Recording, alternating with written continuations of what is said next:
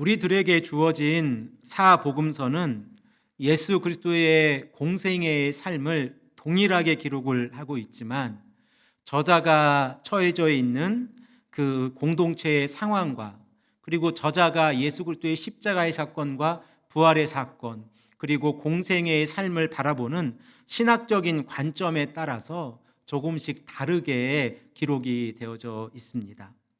그리고 이러한 신학적 차이점에 초대 교부들도 관심을 가지고 있었는데 에스겔서 1장 5절 말씀과 10절의 말씀을 보면 내 생물이 등장을 합니다. 그 내 생물을 보면 사람의 형상, 그리고 사자의 얼굴, 그리고 황소의 얼굴, 그리고 독수리의 얼굴입니다. 그리고 초대 교부들은 이 내 생물을 예수 그리스도의 십자가의 사건과 부활의 사건을 기록하고 있는 사복음서와 연결을 시키려고 하는 그러한 노력들을 하고 있었습니다.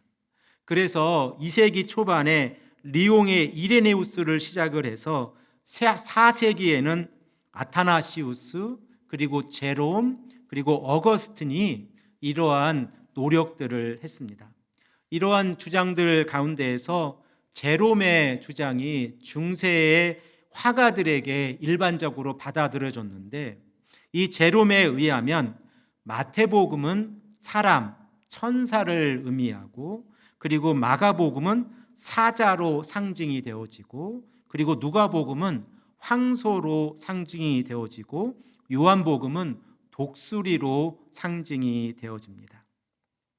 이러한 사복음서의 내 생물의 연결은 성경에 기록되어져 있는 것이 아니므로 우리가 직접적인 연관성을 찾을 수는 없지만, 사복음서가 각기 다른 특징으로 기록되어져 있다고 하는 사실을 초대 교부들부터 관심을 가지고, 그리고 이 사복음서의 특징들을 이렇게 내 생물과 연결시키려고 했던 이러한 노력들은 우리들만 사복음서를 보면서 그 신학적 차이점을 발견하고 있는 것이 아니라 초대 교부들부터 이러한 생각들을 하고 있었다고 하는 사실을 우리는 깨닫게 되어집니다.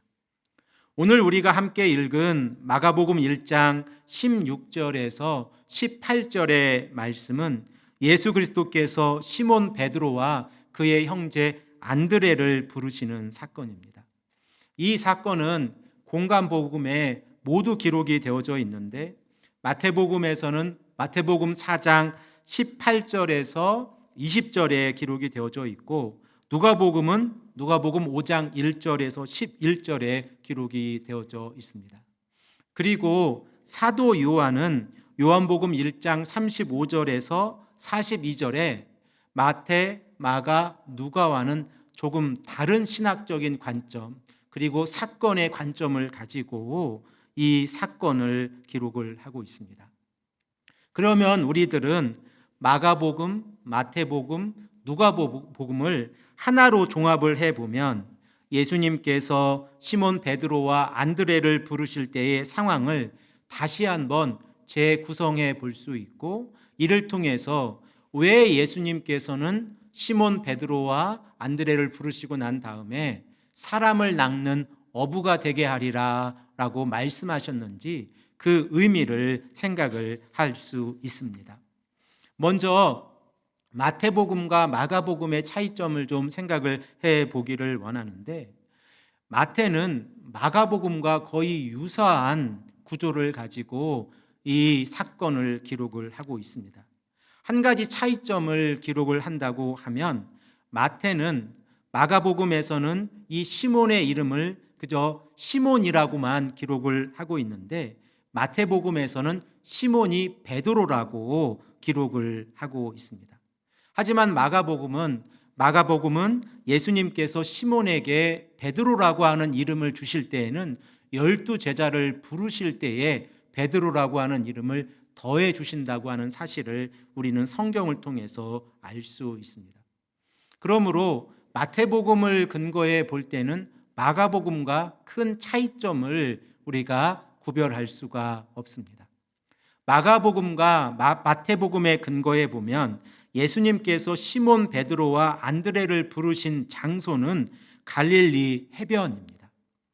이 갈릴리 해변, 갈릴리 호수라고 하는 것은 이스라엘의 북쪽에 있는 헤르몬 산에서 물이 흘러서 갈릴리 호수를 만들게 되어지는데, 이 갈릴리 호수의 물은 요르단강을 흘러서 사해로 연결이 되어져 있습니다.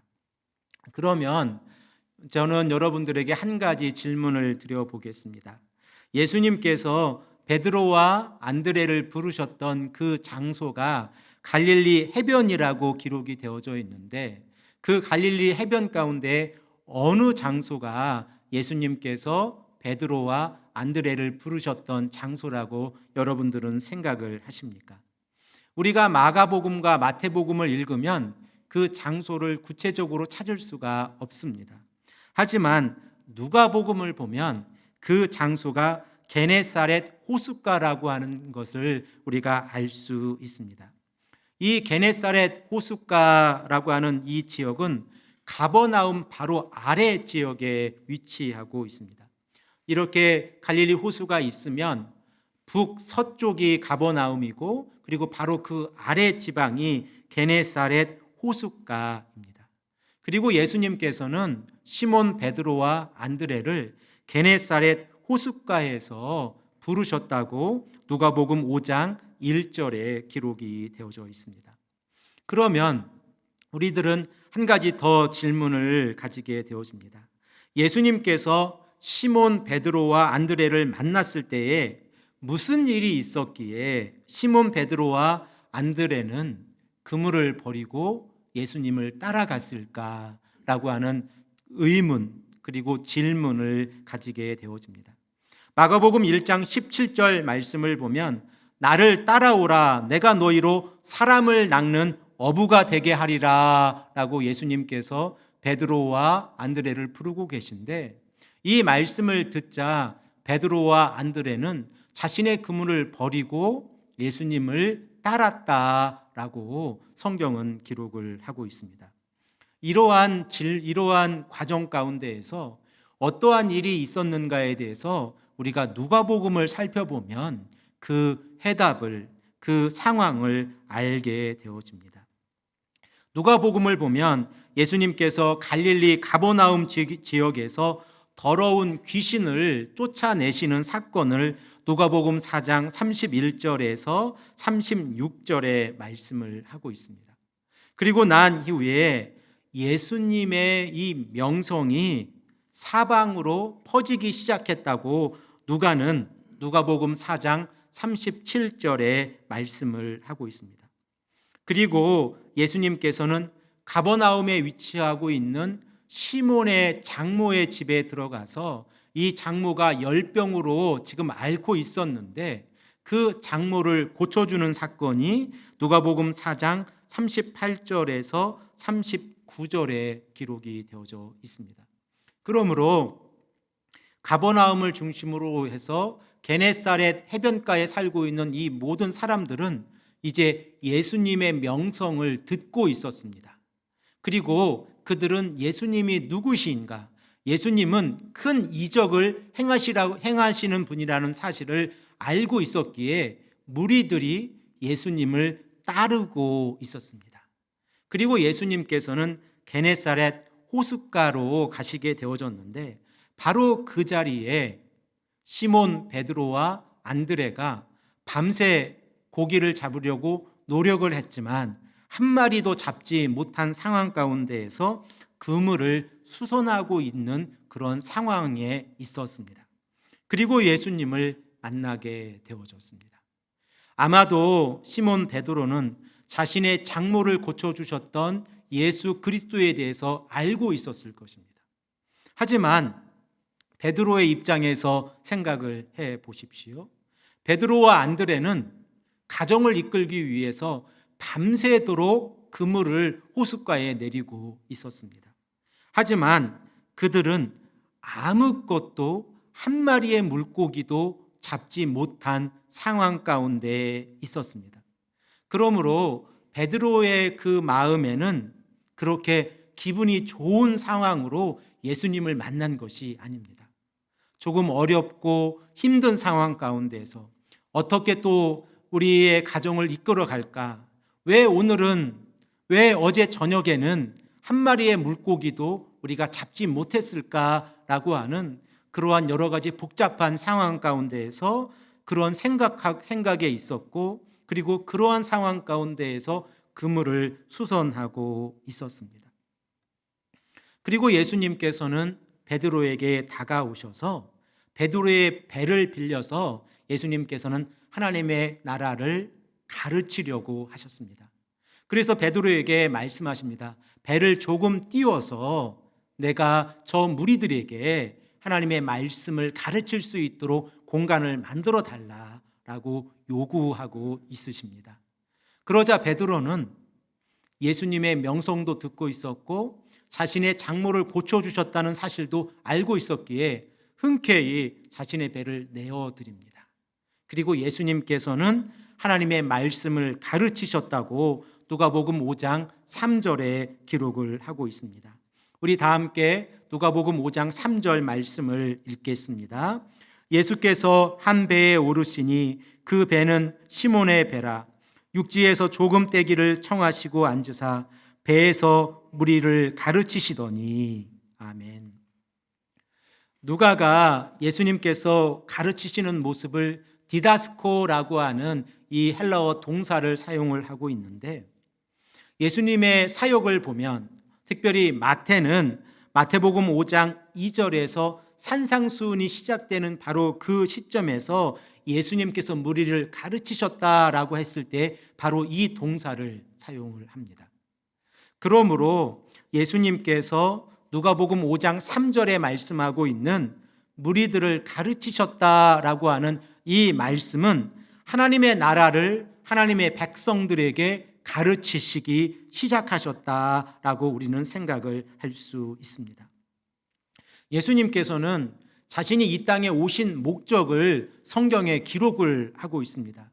특별히 예수님의 공생애의 이 초기에는 마가복음 1장 38절의 말씀과 누가복음 4장 43절의 말씀에 전도하기 위해서 예수님께서 이 땅에 오셨다라고 말씀을 하고 있는데, 우리 다 함께 마가복음 1장 38절의 말씀을 읽겠습니다. 이르시되 우리가 다른 가까운 마을로 가자. 거기서도 전도하리니 내가 이를 위하여 왔노라 하시고. 아멘. 그러므로 예수님께서 베드로의 배를 빌리셔서 무리들에게 하나님의 나라를 가르치시는 것은 너무나도 당연한 일입니다. 그리고 이 일로 인하여 무리들은 하나님의 말씀을 듣게 되어졌고 그 말씀의 권위 그리고 그 말씀의 능력을 깨닫게 되었습니다. 그리고 예수님께서는 귀신들도 쫓아내셨고 많은 병자들을 고치고 계신 상황이었습니다. 그리고 그 말씀을 가장 가까운 곳에서 들었던 인물이 누구입니까? 자신의 배를 내어준 베드로입니다. 그리고 베드로는 예수님의 말씀을 듣고 난 다음에 마음의 변화를 느끼게 되어집니다. 비록 밤을 새며 물고기를 잡으려고 했던 노력이 헛되이 돌아갔지만 예수님의 말씀의 능력이 베드로의 마음을 만져주자 베드로가 마음의 변화를 가져오게 되어지고 그리고 또한 예수님의 말씀에 순종하게 되어집니다. 예수님께서는 그 많은 무리들을 가르치시고 난 다음에 가장 먼저 베드로에게 말씀하셨는데 누가복음 5장 4절 말씀을 보면 말씀을 마치시고 시몬에게 이르시되 깊은 데로 가서 그물을 내려 고기를 잡으라 라고 말씀을 하고 있습니다. 사랑하는 성도 여러분, 만일 여러분들께서 이 예수님과 함께 배에 타고 계셨다고 하면 여러분들은 예수님의 말씀에 순종하여 그물을 깊은 데에 내리셨겠습니까? 비록 예수님께서 어떠한 분이신지 우리는 알고 있습니다. 그분께서 많은 병자들을 고치셨고 그리고 권위 있는 말씀을 행하셨다고 하는 사실을 알고 있습니다. 하지만 베드로의 입장에서 보면 물고기를 잡는 이 어부의 일은 예수님보다 베드로가 더 많이 알고 있습니다. 그리고 그들은 자신의 형제 안드레와 함께 밤새도록 물고기를 잡으려고 노력을 했지만 한 마리의 물고기도 잡지 못했다고 누가복음 5장 5절에 말씀을 하고 있습니다. 그리고 예수님께서는 이러한 상황 가운데에서 깊은 데로 가서 그물을 내려 고기를 잡으라라고 말씀하고 있는 것입니다. 베드로의 입장에서 보면 자신의 이성적인 판단, 자신의 지식을 뛰어넘는 말씀을 예수님께서 말씀하고 계시고, 그리고 베드로는 갈림길에 서 있습니다. 순종할 것인가, 순종하지 않을 것인가 라고 하는 갈림길에 서 있습니다. 참된 예수님의 말씀을 바르게 듣는 자들에게는 마음의 변화를 가져오게 되어집니다. 우리들은 누가복음 24장 1절에서 12절의 말씀에 예수님께서 부활하시고 난 이후에 13절에서 35절의 말씀을 통하여 엠마오로 가는 두 제자들과 만나신 예수님의 모습을 알고 있습니다. 그리고 예수님께서는 누가복음 24장 27절 말씀에 두 제자에게 하나님의 말씀을 모세로부터 선지자에 이르기까지 하나하나 설명하셨다라고 말씀을 하고 있는데, 이 말씀을 누가복음 24장 27절 말씀을 우리가 다 함께 읽겠습니다. 이에 모세와 모든 선지자의 글로 시작하여 모든 성경에 쓴 바 자기에 관한 것을 자세히 설명하시니라. 아멘. 그리고 이 두 제자는 예수님께서 떠나시고 난 후에 마음의 변화를 가져오게 되어집니다. 예수님의 말씀을 바르게 듣게 되어지면 우리들의 마음에 변화를 가져오게 되어집니다. 그리고 그 변화는 우리들의 삶 가운데에서 인간이 가지고 있는 가치관, 세계관으로 생각할 수 없는 그 지식을 뛰어넘어 순종하게 되어지면 하나님께서 그 사람을 통하여 역사하게 하신다는 것입니다. 누가복음 24장 32절 말씀을 보십시오. 그러면 그들에게 마음의 변화가 일어났다고 하는 사실을 우리는 깨닫게 됩니다. 함께 읽겠습니다. 그들이 서로 말하되 길에서 우리에게 말씀하시고 우리에게 성경을 풀어주실 때에 우리 속에 마음이 뜨겁지 아니하더냐 하고. 아멘. 이렇게 마음의 변화를 가져왔을 때에 순종하게 되어지고, 그리고 순종하게 되어질 때에 기적이 일어난다는 것입니다. 제가 이 말씀을 우리 아이들과 어린 아이들과 함께 나누면서 아이들에게 질문을 던져 보았습니다.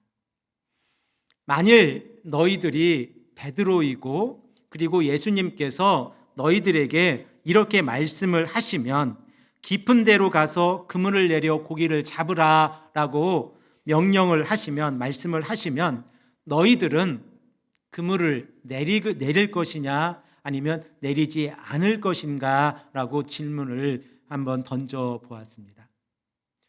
여러분들은 어떻게 생각을 하십니까?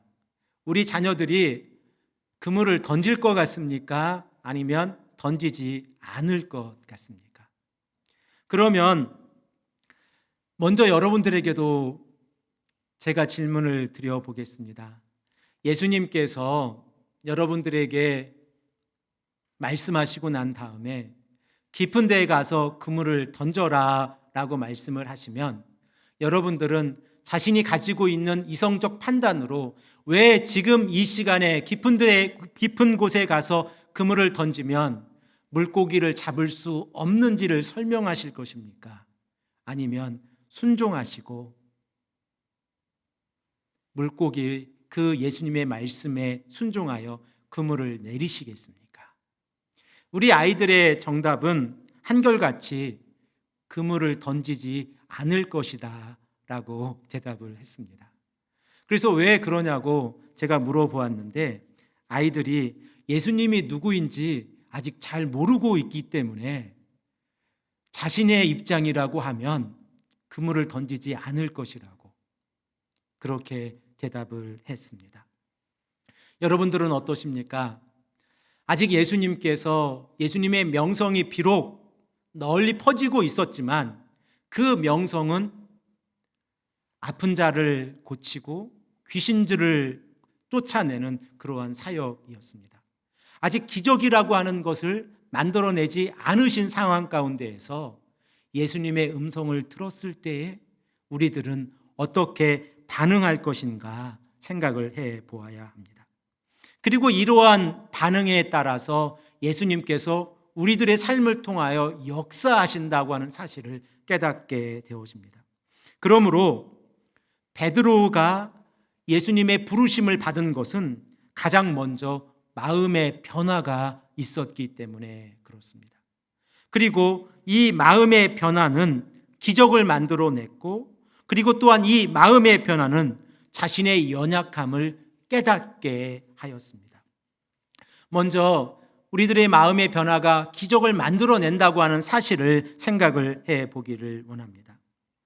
우리가 하나님의 말씀을 듣고 나서 변화를 이끌어내지 못한다고 하면 그 말씀을 들을 때는 은혜를 받았지만 자신이 가지고 있는 가치관과 세계관으로 하나님의 능력을 제한하고 있을 때에 하나님의 능력은 실현되지 않고 나타나지 않는다고 하는 사실을 우리는 알고 있습니다.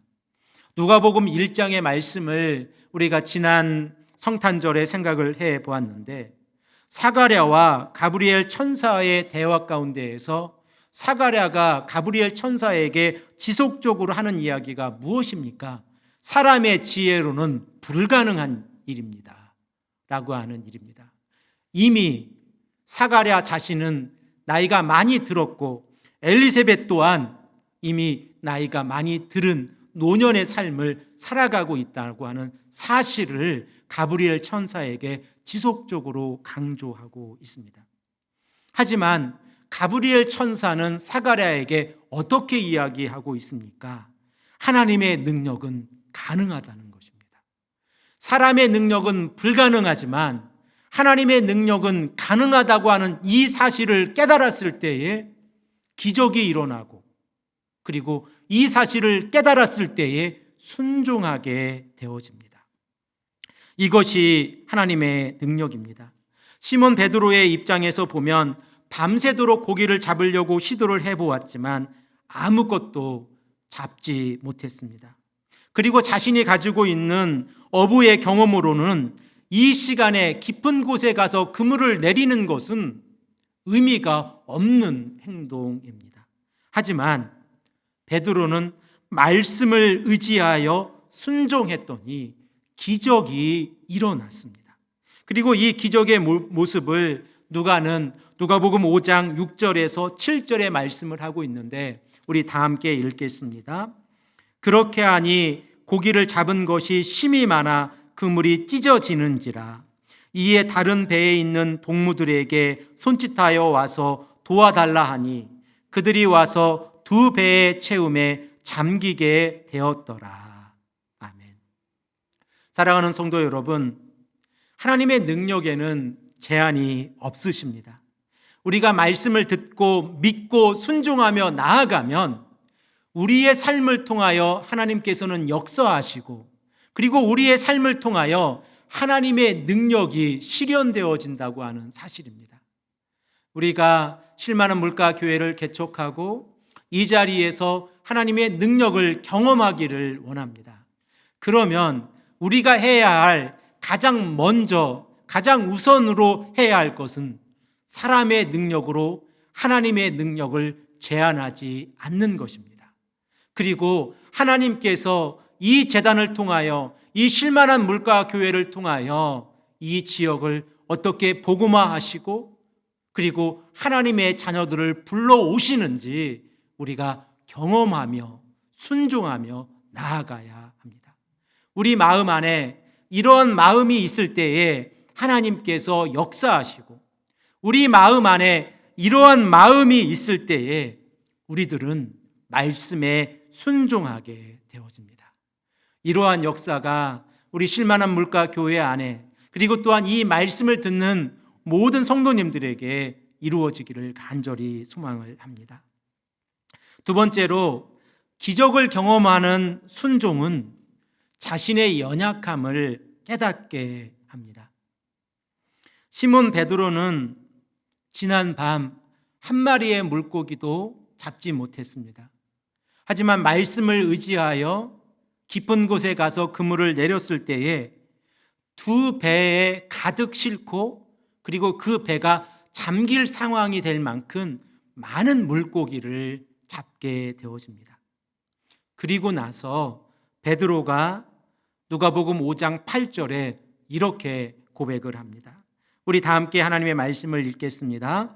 시몬 베드로가 이를 보고 예수의 무릎 아래 엎드려 이르되 주여 나를 떠나소서 나는 죄인이로소이다 하니. 시몬 베드로의 고백을 자세히 보십시오. 그리고 누가복음 5장 5절의 말씀과 5장 8절의 말씀에서 베드로가 예수님을 어떻게 부르고 있는지도 한번 자세히 보시기를 바랍니다. 누가복음 5장 5절 말씀을 보면 베드로는 선생님, 우리들이 이 밤이 새도록 수고하였으되 잡은 것이 없지만 이라고 설명을 하면서 예수님을 선생님이라고 부르고 있습니다. 그런데 예수님을 통하여 기적을 경험하고 난 이후에 베드로는 5장 8절에 주여 로드라고 예수님을 부르고 있습니다. 왜 이러한 변화가 일어났습니까? 왜 베드로는 예수님을 주여 로드, 나의 죄를 알고 있는 예수님을 주여라고 부르고 있습니까?